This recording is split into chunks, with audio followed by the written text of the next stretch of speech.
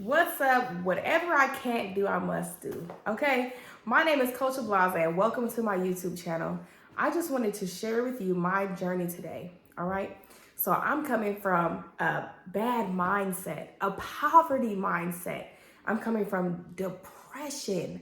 I'm coming from California where it costs so much to live, right? So let me share with you guys where I started in the beginning of my journey and where I am now. And let's not forget how I got here, because I know you want to know how I got here, right? So make sure you stay to the end of this video so you can hear all of the above.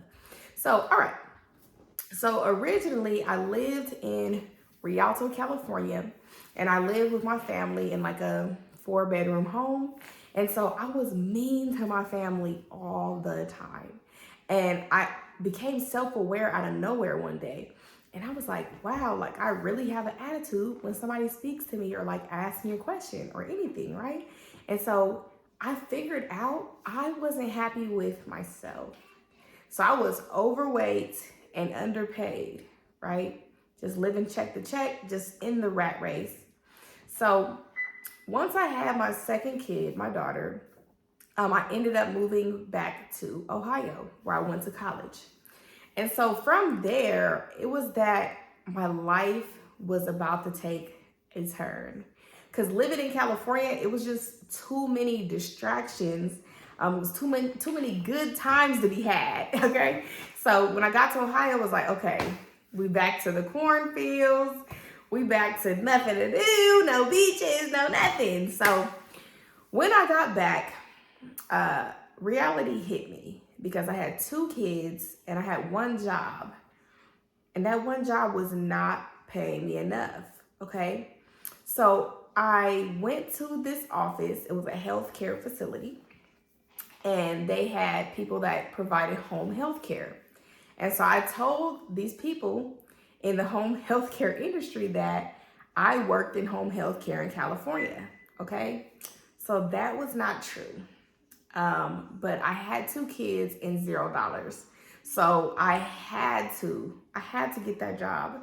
And so when I ended up working at this job, I didn't know the rules, the policies, the procedures. I didn't know anything because they thought I had experience, right? So I really didn't have any technical training. So I was working with a 300-pound Caucasian male. He was my main client. I would go there every day and I'll make him something to eat. And also I would give him a bird bath. Yes, a bird bath. It was traumatic, okay? I'm over here. I ain't never took a bird bath myself. Okay, let's be clear. I take showers. I'm giving him a bird bath, doo-doo smells, everything. And so it was that day that I said, I can't take this anymore, but what am I going to do, right? So I was also doing DoorDash at that time. That was my second job. And I would have my kids in the car while door dashing. I just locked my door, okay? I had a keyless entry, so I just locked my door when I went to deliver the food. Sometimes the people would not come to the door, and I'm like, come on, like I got my kids in this car. I need you to come to this door so I can go back to my babies, right? So I had to DoorDash with my kids in the car. And so I had to take that risk. Even though I locked the doors, you just never know what can happen, right? So that too told me, like mentally, like this is it. So I went to a job where I started working in an office. And I'm working in the office and everything is going good, but they are working me like a Hebrew slave, okay? I'm not gonna mention the company, but I'm working hard. Like, they taking all I got. I'm like,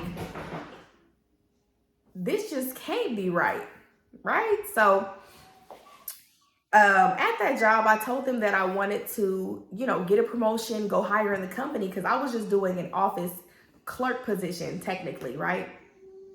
And so with that being said, I didn't get a promotion. What I did get was a layoff during the pandemic. And so I wasn't sad about this though, because I didn't want to work there anyways. I knew that there was greater out there for me, right? So 2020 was the layoff, but let me tell y'all something. God always prepares us on his timing. So in 2019, what I did was I had already started my LLC. okay? I had got a business bank account set up. I was reading books on my lunch break. Shout out to my mom for teaching me about the rule of 5. It's where you wake up before 8 a.m., you pray and you meditate, you read, you listen to audio teachings, you write and review your dreams and goals, and you exercise.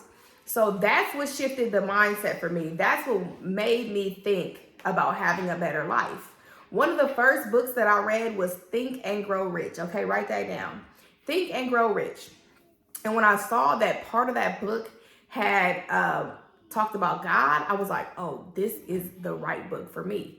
Because anybody that knows you need God to actually succeed in this life. Without God, nothing's going to work. Okay, I hate to tell y'all that. So I started doing the rule of 5 prior to that layoff. Got my business set up. So in 2020, when I got laid off, I never shedded a tear. I did get unemployment.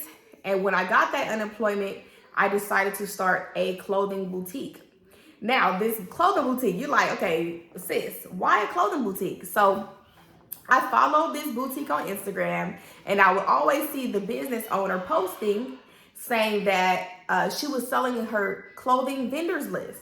And so I never had a business. I didn't know what I needed for a business. I just knew that I was ready to start my own company, put work time in on my own company, right? You have to work harder on your business than you work in somebody else's business, or work harder on yourself, your mindset, right? Than you do for anybody else's company. So with that being said, I bought the vendors list. Part of the vendors were from Alibaba. Part of the vendors were from California. Okay. So I started buying clothes, and I ended up selling them online on Shopify. And I also sold them at a flea market called Treasures Island. Now, here's the only issue here. I was in the wrong place to be selling new clothes, okay? So the Treasure Island flea market, it sounds cheap, right? Flea market. That's where they sell used items. So because the people were coming to buy used items and not new items, I was not able to sell many of my clothes. It was kind of discouraging, but I used to go up there every Saturday and every Sunday religiously. And I had my own booth, and I paid the booth rent and everything. So I didn't get discouraged, right? But I did have to figure out a way to pivot, right? So during this time of being at the flea market, I hired a social media coach and a graphic design coach. And so with those coaches, right, you got to get you a coach, okay? Coach Applause in the building. You have to get you a coach because they've already traveled the road that you want to go down. They already have a successful business 9 times out of 10. So when I started getting social media coaching for the clothing business, I started to think, I actually like teaching social media myself. So I gained all that knowledge from that coach, and I started gradually teaching social media, teaching graphic design, teaching branding, teaching how to make your Instagram, your social media pages aesthetically pleasing, and how to represent your brand and your brand colors, right? And so I just kept growing. Every time I posted, every time I went live, okay, every time I created content in Canva, I just kept growing bigger and bigger and bigger. So that is how I got on the path to where I am today, okay? So now what I do is I have a few programs. One is called Canva to Cash, where I teach you how to monetize Canva, okay? Turn your Canva into straight money, okay? So this is something that I've been doing for quite a while now, monetizing Canva through making logos, through branding businesses, through doing websites, doing content for customers. And so with that being said, the sky is the limit with Canva, right? And so recently I decided, I said, okay, you're teaching them how to use Canva, but did they know that they can brand their business with Canva? You can literally make anything you want for your brand inside of Canva. Okay, so what I want to tell you guys is your brand. Your brand has to be differentiated inside of the marketplace. And you're like, well, what does that mean? What that means is there are a million brands out here selling different stuff or selling the same stuff, okay? So let's go with selling the same stuff. You got McDonald's, you got Burger King, right? You got Jack in the Box, In-N-Out, Wendy's, okay? Five Guys, they all sell burgers. But what makes them different? They have a different taste, right? They have different branding, they have different logos, they have different brand colors. All their brands represent something different. So when you have brand colors, you want to pull the emotions out of your customers with the specific colors that you use, okay? And with that being said, your brand colors also need to be tied to your why. You want to make sure that you do not give up on your brand or on your business. So, for example, my brand colors are green and purple for one of my businesses, and those are the colors of my children's gemstones, okay? So that ties back to my why. So when you're picking your colors, don't just say, oh, purple is my favorite color. Purple is my brand color, right? So no, sorry for the boys, y'all. Y'all know I'm theatrical. But make sure your brand color means something to you and something to your why, okay? So there's this resource, okay? Canva.com/colors, where you can figure out what colors mean. You can look at different color palettes. You can use colors that you already have and type them in and find colors that match with them, okay? Nobody wants you to have bright red and bright yellow, and now you're looking like mustard and ketchup, okay? So what that website does is if you type in your brand color code, your hex code, it shows you colors that match on the color wheel, okay? So a few examples are analogous, chromatic, tetratic, but all of these mean is, so like say this is the color wheel, and you have one color up here, and you have one color down here. Those are complementary colors, okay? So let me not bore you guys with the technicalities of brand colors, but and the color wheel, but so that is how you start your brand. Now let's go into logos. You want to make sure that your logo isn't doing too much, okay? So these are big brand logos, okay? And so the big brand logos, for example, McDonald's has an M. Target has a bullseye. Louis Vuitton has an L and a V. But you got your logo and you want to have a picture. You want to have text. You want to have glitter. No, no. Stop doing too much with your brand, okay? It's very distracting and it's just too much. So your brand, your logo, it should be simplistic, okay? But it should deliver the message that you want to deliver, okay? So your brand has to talk to your target audience. And this is the last thing I'm going to tell you guys. When you have a target audience, you want to speak directly to them. So for me, I'll give you an example. I want to speak to female entrepreneurs from ages 25 to 55. That is who I want my content to reach. That is who I want to help brand their businesses, okay? So if you're selling burgers, for example, you're targeting people that don't eat healthy. Honestly, people that like to eat bread, people that eat meat, right? You're not going to be at Burger King targeting vegans 100% of the time, because I know they got those Beyond Burgers, I think now.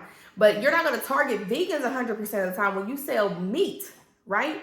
So if Burger King goes out here and talks to everybody, they're essentially talking to nobody, and that's what happens to your brand too. If you talk to everybody, you're not going to hit that target, right? You have to get missile focused. A missile only is able to hit one place. You put in the coordinates, it goes to one place. But when you're distracted and you're talking about a million things, you're doing a million things in your business, you're going to miss the mark every single time, right? So make sure your brand message talks to your target audience.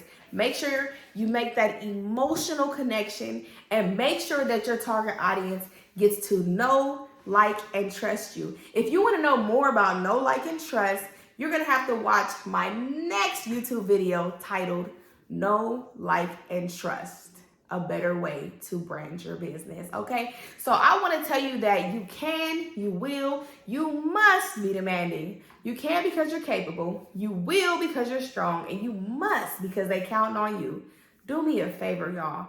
Drop it in the YouTube comments on this page. Who is counting on you to gain a better mindset, to have a routine like the Rule of 5 that helps you throughout life, to brand your business properly and talk to your target audience, okay? You deserve better. I know I'm counting on myself for financial freedom. I know my kids are counting on me to lead by example. It's not always what's taught, it's what's caught. And I know that my family and my community are counting on me for generational health, wealth, and mindset. So let's go, y'all. Tap in, make sure you subscribe, okay? Like this video, comment, and I'll see you next time. Bye-bye.